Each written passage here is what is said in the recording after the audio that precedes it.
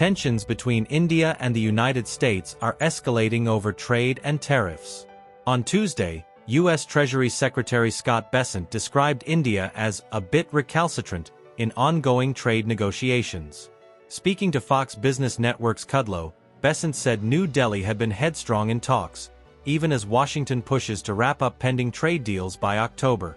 Bessent said, "There are big trade deals that aren't done and aren't agreed. Switzerland is still around. India has been a bit recalcitrant. I think we have agreed on substantial terms with all the substantial countries." He called the October target for concluding tariff negotiations aspirational, but insisted the U.S. was in a good position. His comments come just days after President Donald Trump signed an executive order on August 6 imposing an additional 25% tariff on imports from India. This penalty, combined with an earlier 25% levy, brings total U.S. tariffs on Indian goods to 50%. The White House said the move was in response to India's purchase of Russian oil, which Trump claimed posed an unusual and extraordinary threat to the United States. National security, foreign policy concerns, and relevant U.S. trade laws were all cited as the legal basis. The new 25% tariff took effect on August 7. The second half of the tariffs, another 25%, is scheduled to be implemented on August 27 if no agreement is reached. Trump has already made it clear there will be no fresh trade negotiations with India until the tariff dispute is settled. The Ministry of External Affairs in New Delhi has strongly condemned the move.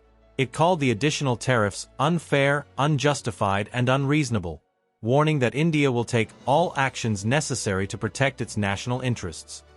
Indian officials are now holding consultations with exporters, industry bodies, and other stakeholders to assess the impact and explore alternative trade partnerships.